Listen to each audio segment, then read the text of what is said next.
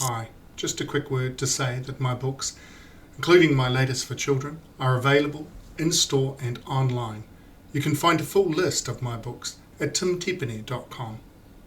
If you're enjoying my content, don't forget to like, share and subscribe. Thank you for your support. Now back to the video.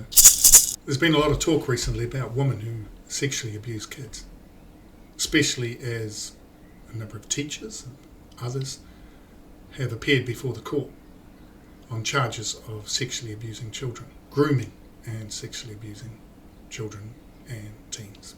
This is not a new thing. It's been going on for a very long time. It just hasn't been reported. When a male sexually abuses kids, that gets reported. That's front page news. Everybody knows about it. Unless, of course, they're wealthy and can pay to have their name kept quiet, which has happened recently here in New Zealand. That's not good. That needs to get sorted. But when it came to women sexually abusing children, it hasn't been talked about. The media has, for a long time, avoided reporting on it, as though it was seen as women couldn't possibly do that to children. That's what it was like, isn't it? It was always seen like that. Women couldn't possibly do that. There was a need for society to, I guess, hold women up in a certain image, in a certain status. But now it is getting talked about more. It is getting reported, and a lot more incidents are coming to the forefront. A lot more cases. The behaviour itself is wrong, no matter how we look at it. No matter who's doing it, women or men. Sexual abuse is never okay. It's never right. So I'm not going to argue with that at all, because as someone who was sexually abused himself by women and men as a child, there's no way I would ever see it as being anything other than wrong and a crime. And people need to be held accountable for it, no matter how wealthy they are and how much they can try and keep their names out of the press. One thing that does come up a lot, though, if it's a woman who's abusing a boy, is you get a lot of men thinking that he was lucky. Lucky kid, getting that. Wishing that they had gotten it. Wishing that they were in a position to be sexually abused by a woman. Even putting on the boy that he's the man. The same thing happens with men who are sexually assaulted by women.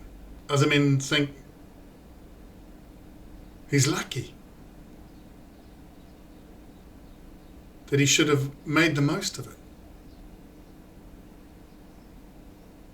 and that he's a wuss for complaining about it. Even other women will look down on him for being a victim or being upset about it. A woman can quite easily go up to a man and smack him on the backside and get away with it.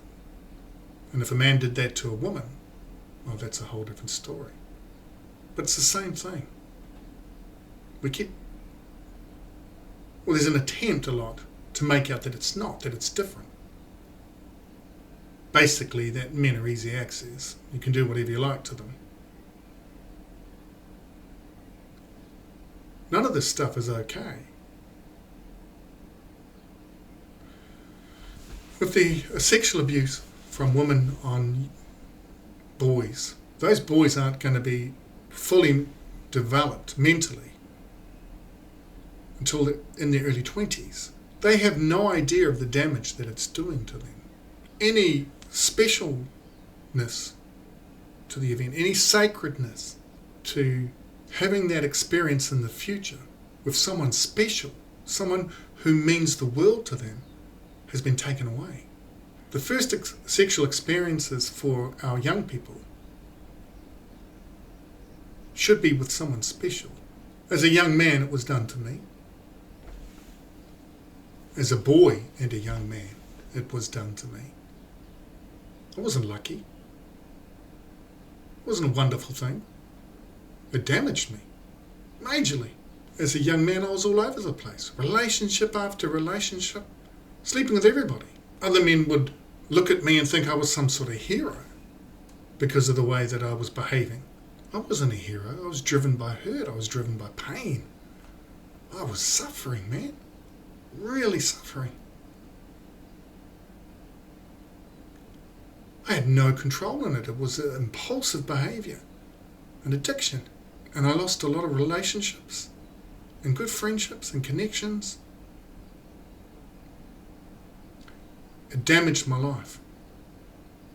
And I hurt people within the relationships. I had to take responsibility for that. So those men, or you men that look at this behaviour, that think these boys are lucky for being sexually interfered with, that's a challenge to you. Because if you're thinking they're lucky, that means you're lacking something. Are you so desperate for connection that you would think that was okay? Are you so desperate for that attention, for sexual interaction, that you would think a woman abusing a boy is okay? It says so much about you. As men, we need to mature. Being a man is more than sowing our oats, so to speak, or planting our seed. Being a man is taking responsibility. It's growing up, being mature. When you have a son, when you have grandchildren, grandsons, granddaughters, you see how precious their life is. You don't want anybody interfering with that. You want them to be able to grow up without being interfered with. You don't want some woman interfering with your son, or with your grandson, or nephew, or niece, anybody, anyone's child. Think about it. That's your grandson. Think about it as if it's your grandson. For some of you men, you may not be able to get past the idea of it happening to your son. You may still think he was lucky. But as you get older, as a man, that all changes. If you're being honest with yourself, if you're growing, if you're maturing. I'm in my 50s now. Even as a young man, I knew that was wrong, and I knew, especially because I was working with boys and girls, and you get to see how precious their life is, and you want them to experience everything, you know. Like, I was terribly abused as a kid. I've spoken about it quite a lot. So I couldn't enjoy life. It took me years to be able to enjoy life. I was, you know, in the first part, I was having to survive. I was in survival mode. So there was no enjoyment there. It was just trying to survive. Then I had to actually deal with the trauma. So there was not a lot of fun there, as you can imagine. It was very up and down. And then my path took me to working with people. A lot of that was about working with myself, wanting to break the cycles and be different. What better way than to actually be working with people? You know, allowed me to keep myself in check. So as a young man, I could see the damage. I knew the damage of what sexual abuse does. Not only from my own experience, but also from working with other people. I saw a lot of cousins and that, you know, who had been hurt, and friends sexually abused. There was a lot of drugs for them. Some aren't here anymore. They left early. So I know the damage it does. So it's quite annoying when you hear men, and I sort of go gloating, or, you know, what a lucky boy he was, or any man getting sexually assaulted. How lucky he was. very immature behaviour, you know. It's real schoolyard stuff. It's not mature in any way. Because when you look at these boys, you don't want them interfered with. You want them to have a normal life. You know, I want my son, and in the future I'll have a grandson, no doubt, grandchildren, who knows. But any kid, I want them to be able to have this normal life. To go through school without being interfered with. To go through their life and development and growth without being interfered with. So that they can experience, so that they can have these wonderful experiences, you know, for the first time, that are meaningful and rich. That they can be with someone their own age or around their own age. You know, we want our boys to meet a nice girl and our girls to meet a nice boy or a nice partner,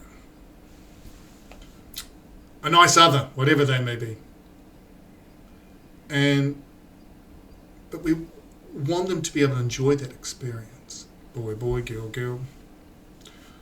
It's up to them, but we want them to enjoy that experience. It's them, and it's young, it's youthful. It's not for older people to steal that from them, to take that from them. That's wrong, that's not right. It's a crime and it's not right. My son was not interfered with, neither was my daughter. I made sure of that. So their first experiences are with people their own age. And how special is that? And our society pushes it on our kids. That really annoys me. A lot of kids I work with, they feel this pressure from amongst their peers, but also from society. You know, it sexualizes our kids. The media, man, it sexualizes our kids. And they feel a pressure from society that they should be doing something. Why? No, they shouldn't. It'll come in good time. They can be much older. They don't have to do that stuff, experience that stuff until they're married or in their 20s. There's no need for them to be doing it young. I encourage kids to get out there, just not worry about it. Be friends. Enjoy friendship and get out there and live life. Achieve. Do things. Just enjoy life. All the other stuff comes later and it gets pretty serious. So I want kids to be able to enjoy it. So adults have no rights, have no right whatsoever to interfere with our kids, women or men. So men, let's not stop looking at boys and other men who get sexually interfered with as being lucky, who get sexually assaulted as lucky. Let's be mature about this. Let's think of boundaries and remember how it looks the other way if it was a man doing it to a girl. It's not okay. It's never okay. Anyway, I just wanted to share my thoughts on that. If you enjoy my content, please like, share and subscribe. Talk soon.